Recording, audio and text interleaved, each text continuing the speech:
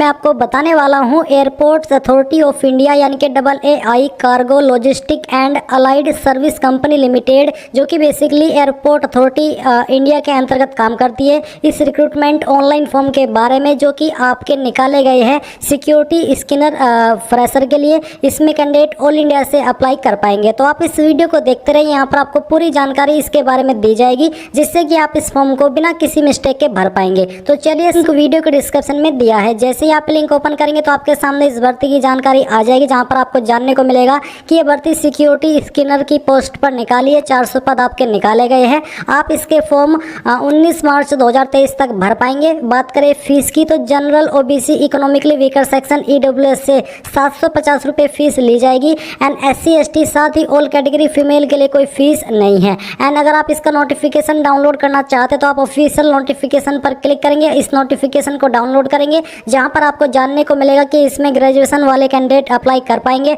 अगर आपकी category SC ST है तो आपकी ग्रेजुएशन के अंदर परसेंटेज कम से कम 55 होनी चाहिए। एंड अगर आपकी SC ST के अलावा अन्य कोई कैटेगरी है तो फिर आपने जो आपकी ग्रेजुएशन है वो 60% के साथ में पास की हो।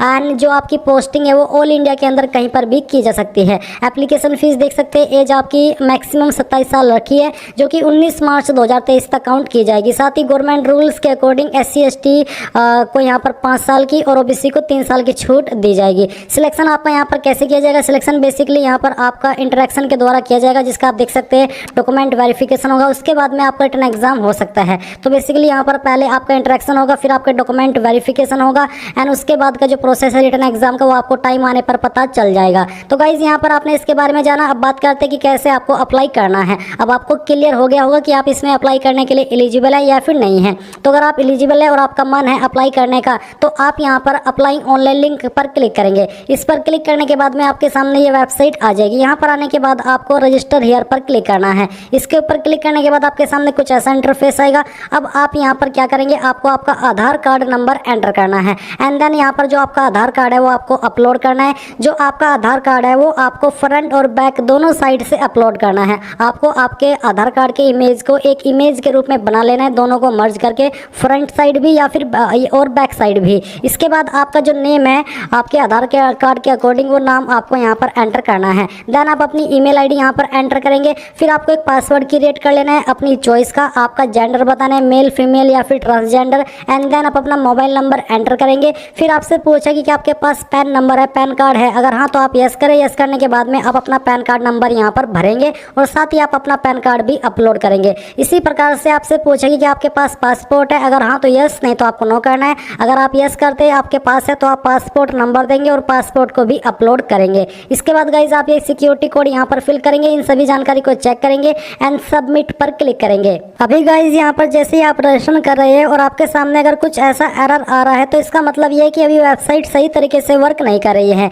इसलिए मेरे पास अभी दोबारा इस वीडियो को बनाने का वक्त नहीं है। मैं आपको यहाँ पर जो उन्होंने ऑफिशियल नोटिफिकेशन के अंदर परफॉर्मा दिया है फॉर्म को भरने का, इस परफॉर्मा के अंदर बताऊंगा कि कौन सी जानकारी आपको कहाँ पर भरनी होगी। तो आप यहाँ पर इसी नोटिफिकेशन में देख सकते हैं कि आपको इस पोस्ट का परफॉर्मा दिया है। तो बेसिकली आप यहाँ पर आपको बोला है paste recent colour passport photograph. तो आपको यहाँ पर आपका साइन आपका फोटो लगाना है और उसके ऊपर साइन अक्रॉस करना है। अगर आप ऑनलाइन माध्यम से फॉर्म को भरने में असमर्थ है तब आप इस ऑफलाइन फॉर्म का इस्तेमाल कर सकते हैं। Station opted for posting, posting के लिए आपने कौन सा स्टेशन ऑप्ट किया है वो आप ऑफिशियल नोटिफिकेशन से देख करके यहाँ पर भर देंगे। अपना पूरा नाम आपको यहाँ पर अंग्रेजी के बड़े अक्षरों के अंदर भरना है, पहले फर्स्ट, इसके बाद में मिडिल और यहाँ पर सरनेम। फादर नेम आपको 10th के सर्टिफिकेट के अकॉर्डिंग भरना है। डेट ऑफ बर्थ आप यहाँ पर अपनी लिखेंगे इसी फॉर्मेट में, पहले डे फिर स्लैश फिर मंथ फिर स्लैश, इसके बाद में आपका ईयर। देन आप यहाँ पर जो आपकी उम्र होती है वो कितनी होती है, कितने साल और कितने महीने की, वो आप यहाँ पर लिखेंगे।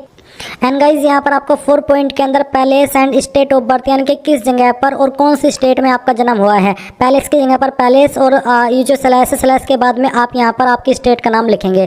5 पॉइंट में आपको आपका प्रेजेंट एड्रेस फिल करना है, पूरा एड्रेस आप यहाँ पर फिल कर देंगे। स्टेट में आपको स्टेट लिखनी है और पिन कोड के सामने आपको अपना पिन कोड लिखना है। नीचे है आपका परमानेंट एड्रेस, तो जो आपने ऊपर भरा ये आपका प्रेजेंट एड्रेस है और ये है आपका परमानेंट एड्रेस। तो अगर आपका प्रेजेंट और परमानेंट एड्रेस सेम है तो जो एड्रेस आपने ऊपर भरा है है वही एड्रेस आप यहाँ पर फिल कर दीजिए। फिर यहाँ पर आप अपना मोबाइल नंबर, कोई अन्य मोबाइल नंबर और अपनी ईमेल आईडी फिल करेंगे। देन आता है 6 पॉइंट जेंडर का, तो आपका जो भी जेंडर है वो आपको सेलेक्ट करना है। मैरिटल स्टेटस क्या है, मार्क्स एक्स इन एप्रोप्रिएट बॉक्स, जो भी है आपका स्टेटस उसके सामने आपको एक्स का निशान लगाना है। अनमैरिड है तो आपको यहाँ पर इसके सामने टिक लगाना है, मैरिड है तो आपको यहाँ पर एक्स का निशान लगाना है। नेशनलिटी में आप IND यानी कि इंडियन लिखेंगे। रिलीजन के सामने आपको रिलीजन बताना है, हिंदू मुस्लिम सिख ईसाई जो भी है। मदर टंग यानी कि मातृभाषा, हिंदी इंग्लिश जो भी है या फिर मराठी है, जो भी आपकी मातृभाषा, इंग्लिश तो होने से रही, बाकी अन्य लैंग्वेज हो सकते हैं इंडिया की, वो आप यहाँ पर लिखेंगे। जैसे कि मेरी हिंदी है तो मैं हिंदी लिखूंगा।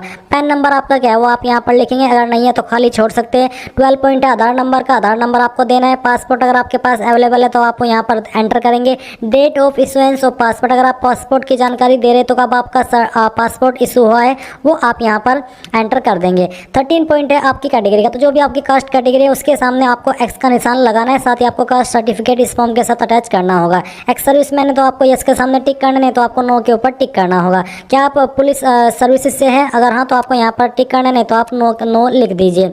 इसके बाद गाइज आप क्या करंट में गवर्नमेंट जॉब कर रहे हैं, अगर हाँ तो यस के सामने टिक करें, नहीं तो आपको नो लिखना है। इसके बाद यहाँ पर आती है 14 पॉइंट क्वालिफिकेशन का, तो आप यहाँ पर सबसे पहले एग्जामिनेशन के अंदर 10th लिखेंगे यानी कि मैट्रिकुलेशन, और फिर आपको यहाँ पर आपके बोर्ड का नाम देना है, नेम ऑफ यूनिवर्सिटी इंस्टीट्यूट के अंदर, date month and year of passing, किस डेट और किस महीने के अंदर आपने आपकी 10वीं पास की वो आपको यहाँ पर लिखना है। ड्यूरेशन के अंदर आपको 1 ईयर लिखना है, और परसेंटेज जो मार्क्स आपकी मार्क्स की परसेंटेज कितनी थी वो आप यहाँ पर परसेंटेज लिख देंगे। सेम तरीके से आपको 12th की जानकारी देनी है, पहले आप यहाँ पर 12th लिखेंगे, फिर बोर्ड का नाम देंगे, कब आपने 12वीं पास की थी और डेट मंथ ईयर आपको लिखना है। ड्यूरेशन में आप 2 ईयर लिखेंगे और परसेंटेज यहाँ पर लिख देंगे। फिर आपकी जो ग्रेजुएशन है उसका नाम आपको यहाँ पर क्वालिफिकेशन का देना है, किस यूनिवर्सिटी से किया उसका नाम देना है, किस महीने साल के अंदर आपने आपकी ग्रेजुएशन पास की वो आपको लिखना है, कितने साल की थी 3 4 वो आप लिखेंगे और अपनी परसेंटेज यहाँ पर लिख देंगे। अगर कोई एक वर्क एक्सपीरियंस है तो आप इसको भर सकते हैं, नहीं तो आप इसको खाली छोड़ दीजिए क्योंकि वर्क एक्सपीरियंस कंपलसरी रूप में नहीं मांगा। 16 पॉइंट है कि आपके ऊपर कोई केस पेंडिंग है या फिर कोई केस चल रहा है, अगर हाँ तो यस, नहीं तो आपको नो के सामने टिक करना है। वेयर यू, अगर आप अरेस्ट किए गए थे किस इसमें यस करते हैं तो फिर आपको उसकी जानकारी देनी होगी। 17 पॉइंट है कि आपके पास NCC का C लेवल का सर्टिफिकेट, अगर हाँ तो यस, नहीं तो आपको नो करना है। 18 पॉइंट में आपसे पूछा कि आपका कोई रिलेटिव AA या फिर AI कार्गो के अंदर काम कर रहा है, अगर हाँ तो आप उसकी जानकारी यहाँ पर देंगे, नहीं तो आपको एक खाली छोड़ देना है। फिर ये आपका डिक्लेरेशन है, अब आप यहाँ पर सिग्नेचर करेंगे, यहाँ पर पहले इसका नाम लिखेंगे कि कहाँ से आपने फॉर्म को भरा है, यहाँ पर आपने डेट लिखनी है किस डेट में आपने इस फॉर्म को भरा है, और ये वो सभी डॉक्यूमेंट है जो कि आपको इस फॉर्म के साथ अटैच करने हैं। तो ये सभी डॉक्यूमेंट अटैच करने के बाद में आपको इस फॉर्म को जो सेंड करना है वो आपको AI इस वाले एड्रेस पर करना है। बेसिकली आप AI कार्गो लॉजिस्टिक का एड्रेस गूगल से निकाल लेंगे एंड फिर आप इसके एड्रेस पर इस फॉर्म को सेंड करेंगे। वैसे तो इन्होंने बोला है कि आपका फॉर्म ऑनलाइन ही एक्सेप्ट किया जाएगा, क्योंकि मैंने यहाँ पर जो 13 पॉइंट है 13 पॉइंट में आता हूँ और आपको दिखाता हूँ कि इन्होंने क्या बोला है।